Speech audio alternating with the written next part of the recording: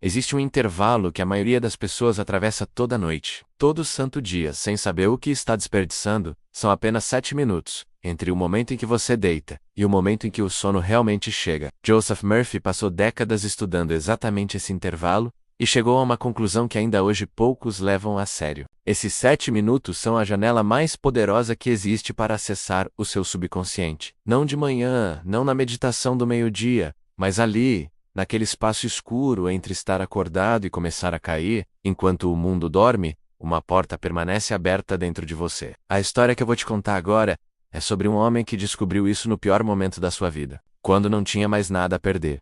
E foi exatamente isso que o salvou. Rafael tinha 42 anos, e não era o tipo de homem que reclamava. Tinha aprendido cedo que reclamar não movia pedras, não pagava contas, não abria portas. A empresa que ele construiu em 8 anos, começando numa sala pequena com 3 funcionários e uma impressora velha, que enroscava o papel, toda segunda-feira, sem falta. Fechou as portas numa Turquifeira de março. Ele ria disso naquela época, ainda conseguia rir. Conhecia o nome de cada cliente, sabia o aniversário dos fornecedores, chegava antes de todos e saía depois. Enquanto outros planejavam, Rafael executava. Enquanto outros reclamavam, ele resolvia. Era o tipo de homem que acreditava que o esforço, se aplicado com consistência suficiente, sempre encontra o caminho.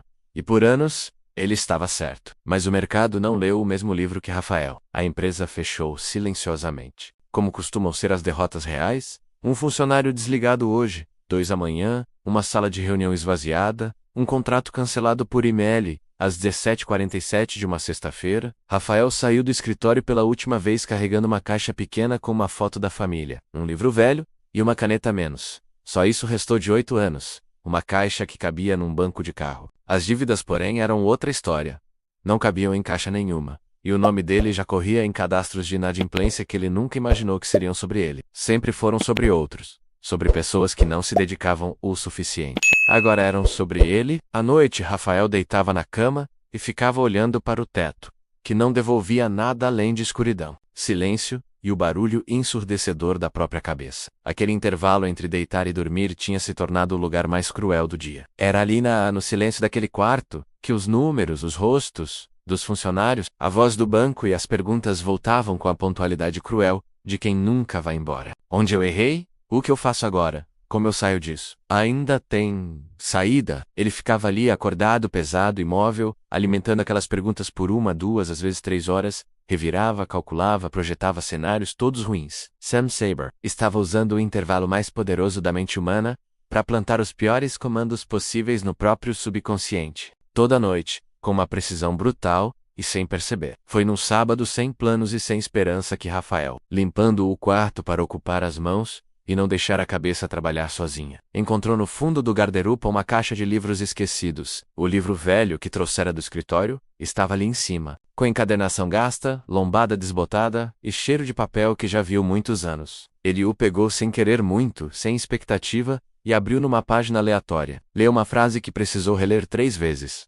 O estado, entre vigília e sono, é a porta secreta do subconsciente. O que você planta ali, ele cultiva enquanto você dorme. Joseph Murphy. Rafael fechou o livro e ficou parado no meio do quarto por um tempo que nunca soube medir direito. O sol da tarde entrava pela janela em diagonal, e o quarto estava quieto. Ele sentiu algo que não sentia há meses. Não era esperança, ainda não, mas uma fresta, pequena, quase imperceptível. Ele foi até a cama, sentou na beira e continuou lendo. Murphy explicava que o cérebro, nos momentos que antecedem o sono, entra num estado específico chamado hipnagógico, um estado onde a mente consciente começa a se retirar, como uma maré que recua, devagar da areia. Rafael absorveu aquelas palavras enquanto o quarto permanecia em silêncio, e a luz da tarde iluminava as páginas do livro que havia sido esquecido por tanto tempo. Lenta, gradual e inevitável. Quando essa maré recua, o subconsciente fica completamente exposto, como uma cidade com os portões abertos. Sem guarda, sem filtro, sem julgamento, e sem a voz crítica que de dia barra tudo que parece impossível. Tudo que entra nesse estado, o subconsciente recebe como verdade absoluta e começa a trabalhar imediatamente, sem questionar a fonte, sem avaliar se faz sentido, sem pedir permissão. Rafael largou o livro no colo e ficou olhando para a janela por um longo tempo. Entendeu? Naquele sábado silencioso, que havia anos estava enchendo essa cidade aberta, com medo, dívida, fracasso e vergonha, toda noite, com disciplina involuntária e consistência que nunca conseguiu aplicar em mais nada. Religiosamente, sem perceber, e o subconsciente, fiel e paciente como sempre, estava entregando exatamente o que recebia. A vida de Rafael era o resultado perfeito do que ele havia plantado por anos naquele intervalo. A pergunta que ficou no ar foi simples e pesada ao mesmo tempo. E se ele plantasse outra coisa? Murphy descrevia um protocolo simples, direto e sem misticismo. Sem a linguagem inflada de quem quer parecer mais do que é, não exigia silêncio perfeito, velas, incenso ou rituais elaborados, nem fé cega ou histórico espiritual. Exigia apenas consistência. 3 passos, 7 minutos, todo dia, especificamente naquele intervalo entre deitar e dormir. O primeiro passo era soltar o corpo conscientemente, começando pelos pés, sentindo cada dedo relaxar, um por um. Subir devagar pelas panturrilhas, joelhos, coxas, abdômen, ombros que carregam o peso do dia, e maxilar que aperta sem avisar. Deixar cada músculo comunicar ao cérebro uma mensagem simples e antiga: o perigo passou. Essa noite é segura. Pode soltar?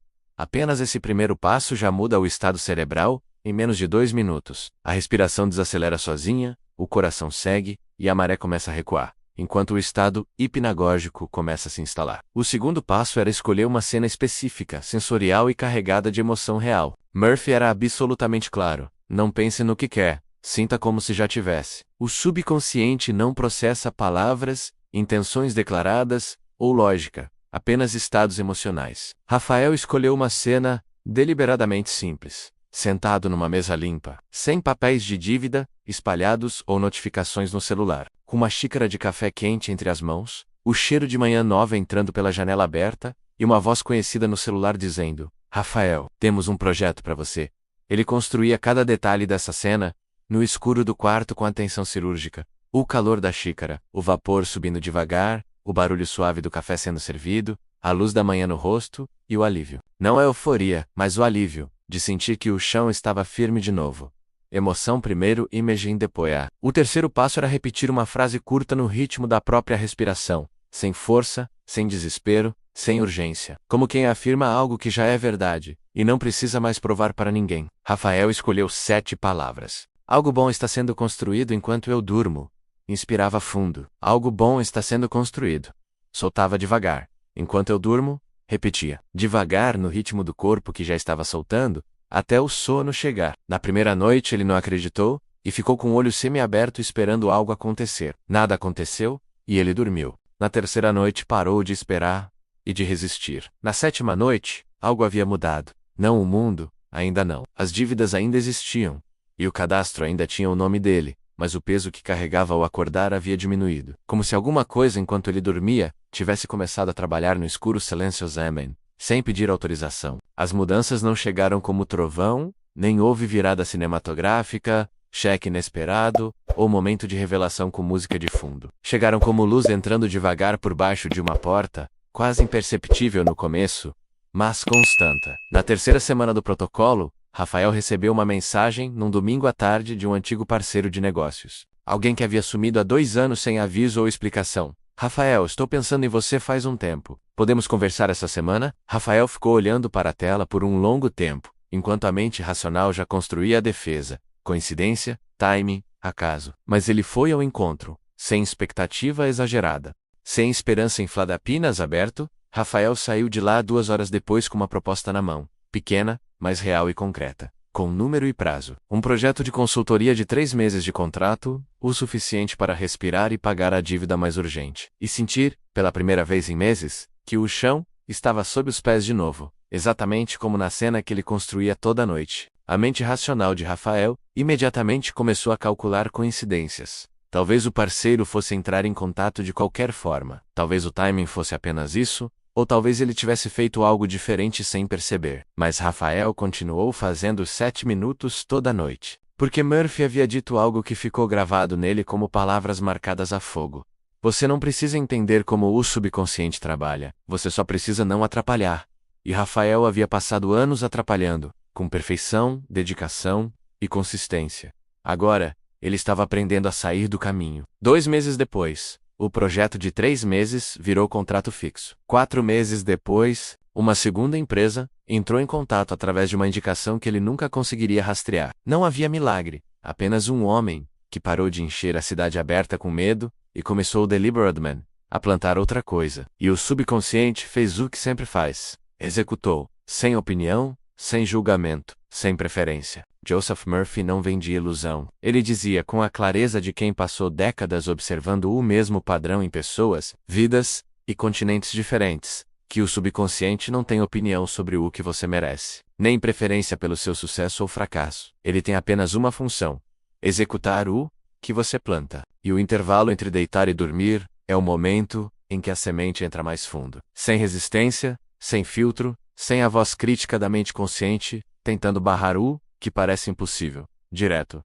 você atravessa esse intervalo toda noite, não tem como evitar, pausar ou pular. A porta abre, sempre abre. A única pergunta que resta é: o que vai entrar? Rafael descobriu a resposta no fundo de uma caixa de livros, num sábado de derrota silenciosa, e nos 7 minutos seguintes à leitura daquela página, ele já estava plantando diferente. Você está descobrindo isso agora, e o que você faz com essa informação decide o que você colhe amanhã. Hoje à noite, quando você deitar, escolha uma cena menos uma só, simples e carregada de emoção boa. Solta o corpo, constrói a cena e repete uma frase por 7 minutos, toda noite. Se inscreva no canal, porque o próximo vídeo vai mais fundo nessa porta, e o que está do outro lado vai te surpreender. Deixe nos comentários com uma frase: o que você vai plantar hoje à noite? Eu leio todos e respondo.